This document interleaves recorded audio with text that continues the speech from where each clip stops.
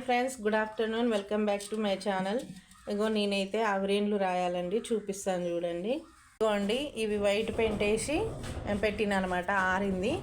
ఆరిందిగా ఇంక ఇప్పుడు రాస్తా అండి. ఇవి ఆవిరేన్లు పెళ్లి కుండలు ఇంక రేపు తీసుకెళ్తారు. ఇంత ముందుకైతే సున్నము, నీలి రంగు లేదా జాజు బొగ్గుతోటి వేసేదండి పెళ్లి కుండలు. ఇప్పుడు అట్లా కాదు, ఏందో పెయింట్ తోటి వేస్తున్నారు.